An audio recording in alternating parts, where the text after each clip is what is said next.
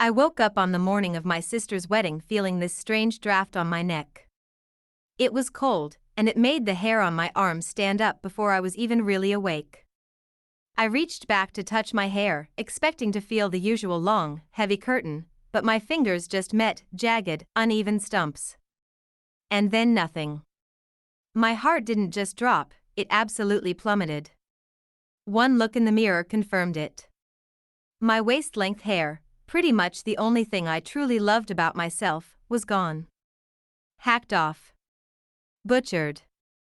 And sitting right there on my nightstand, shining in the morning light, were my mother's fabric scissors and a little folded note. It said, "Now you won't outshine the bride. Focus on your speech." They thought they'd ruined my day. They had no idea I was about to ruin their entire reputation. So, to get how we got here, you have to understand my family dynamic. There were two roles in our house, and they were assigned early on. My sister, Amelia, was the golden child. She was perfect. Straight A's, debate team captain, biology degree from a top university, and now she was marrying some handsome guy with a trust fund. My parents basically worshipped her. She was their grand achievement. And then there was me. I wasn't a bad kid, I got okay grades and stayed out of trouble, but I was the artistic one. In my parents' language, that was just code for disappointment. I was quieter, more of an introvert, and my biggest passion was my hair. I know it sounds silly, but it was more than just hair to me. It was my shield, my comfort blanket. It was down to my waist, and I had taken care of it my whole life. It was mine, and they hated that they couldn't control it. The lead up to the wedding was a masterclass in passive aggression. My bridesmaid dress was this washed-out beige that my mom claimed complimented my complexion, but really just made me look sick. Every chat was full of little digs. "Don't wear too much makeup, dear, we want the focus on Amelia." And the one I heard constantly, always aimed at my hair, "Are you sure you want to wear it down? It's just so much. We wouldn't want to distract from your sister on her big day." Every comment was a little paper cut, reminding me of my job: show up, shut up, and be forgettable. Holding the chopped-off clumps of my own hair, a kind of cold, sharp rage I had never felt before just washed over me, drowning out the hurt. I stormed out of my room and found my parents in the kitchen, casually sipping coffee like it was any other morning. I didn't say a word. I just walked up and opened my hands, letting my hair fall onto the clean white tablecloth right between them. My mother looked at the hair, then at my head, and had the nerve to fake being surprised. "Oh my goodness, what happened?" But her eyes gave her away. There wasn't any shock in them, just a little flash of victory. My father just stared down into his coffee. "You happened," I whispered, my voice shaking. That's when the mask cracked. "Don't be so dramatic," she snapped, her voice turning icy. "It's just hair. It'll grow back. We did it for you. Amelia deserves to be the center of attention, and you know how you are." I looked at my father, begging him with my eyes to step in, to be a dad. He finally looked up and just mumbled, "Your mother's right. Today is about your sister." Right then, Amelia walked in, looking perfect in a silk robe. She took one look at me, and I saw a flicker of real horror in her eyes. But it was gone in a second, replaced with this look of exhausted annoyance. "Oh, come on," she sighed. "Can you not make a scene? Just for one day? It's my wedding day." And that was it. That's when my heart really shattered. It wasn't just my parents. It was her, too. They were all in on it. The betrayal was complete, coming at me from all sides and leaving me totally alone. I just backed away and locked myself in the bathroom, sliding down the door to the cold floor. The rage started to fade, and this huge, empty feeling took its place. My first thought was just to leave. Pack a bag, skip the wedding, and let them have their perfect day without the family screw-up. I could just hide and cry. They'd probably like that. Humiliation is how they kept me in line. But as I sat there, staring at this stranger with butchered hair in the mirror, something else started bubbling up. Defiance. They wanted me to feel small.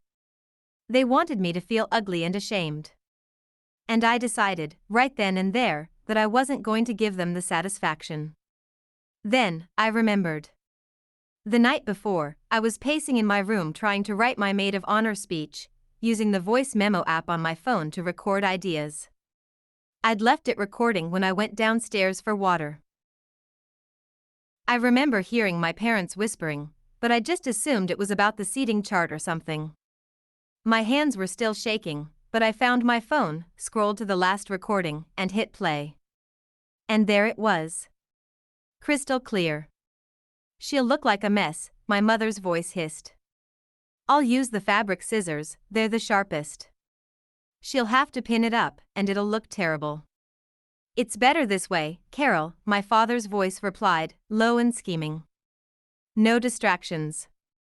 All eyes on Amelia, as it should be. It was all there. The planning. The nastiness.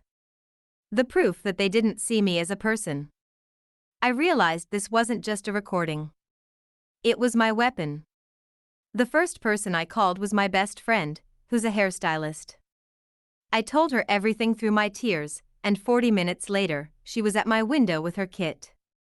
She couldn't give me the length back, but she could give me a style. "Okay," she said, her eyes determined. "We're going pixie. We're gonna make this look intentional. Edgy. Powerful." For the next hour, she worked her magic. When I looked in the mirror, the jagged mess was gone. In its place was a chic, stylish pixie cut that actually framed my face and made my eyes pop. It wasn't the old me. It was someone new. Someone who looked like they were ready for a fight. Walking into that church was one of the hardest things I've ever done. I could feel people staring. Relatives I'd just seen at the rehearsal dinner were doing double takes and whispering. I just held my head high, put a polite smile on my face, and took my spot. During the whole ceremony, I could feel my parents' smug looks on me from the front row. They thought they'd won. They saw my new hair and my calm face and thought it meant I was defeated.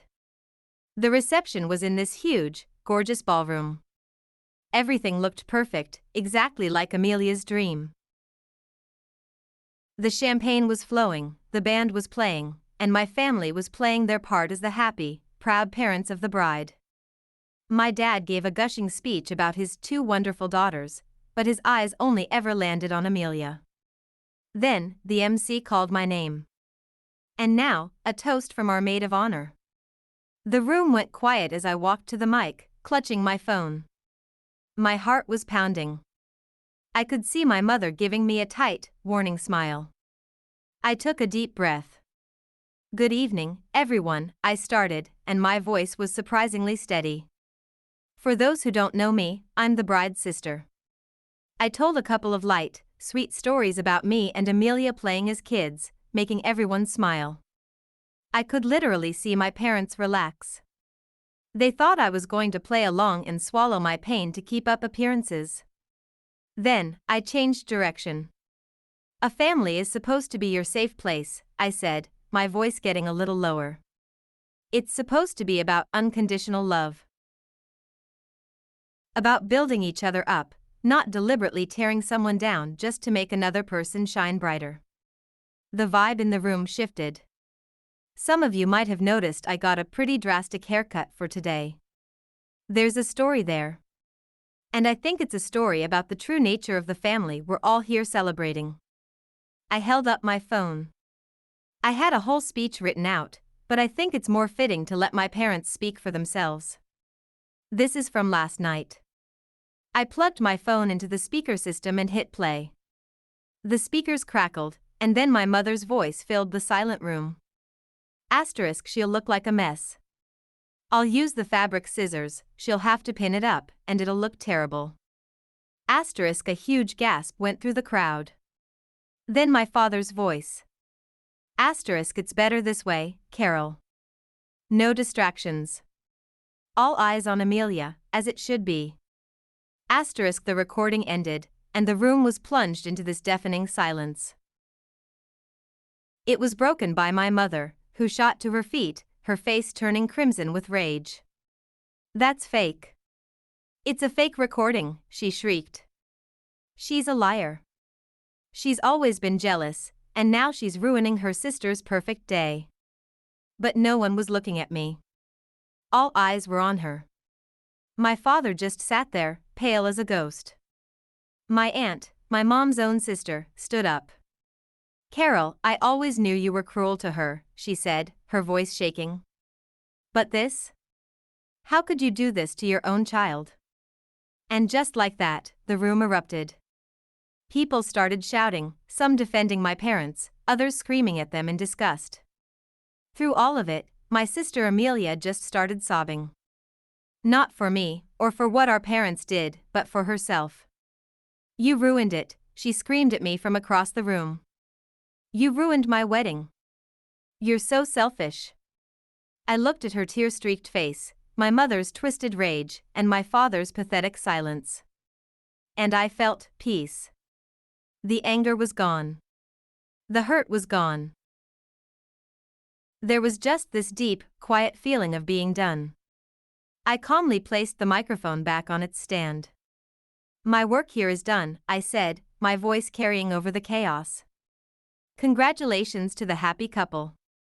And with that, I turned around and walked out of the ballroom, leaving the ruins of their perfect party behind me. That was 5 years ago. I haven't spoken to my parents or my sister since that night. The fallout was huge and split the family right down the middle. It was painful and messy, but it was the most freeing thing I have ever done. Cutting them out of my life was like cutting out a poison. A few months later, I moved across the country. I finished my degree and now I own a small graphic design agency that's doing really well. I found a partner who thinks my short hair is sexy and who loves all of me, not in spite of my quirks, but because of them. I've built a new family from scratch, made of friends who give me the unconditional love and support I never got at home. And I've kept my hair short. Every time I see it in the mirror, it's a reminder. Not of the night they tried to humiliate me, but of the day I refused to be their victim. It's a symbol of the day I took my story back. They tried to break me, but in the end, they only set me free. The ultimate revenge wasn't just playing that recording, it's the happy, successful, and peaceful life I've built for myself. So, that's my story. Now I have to ask you guys, am I the jerk for exposing my parents at my sister's wedding? Tell me what you think in the comments below. And if you want to hear more stories about taking back your power, make sure you hit that subscribe button. Thanks for listening.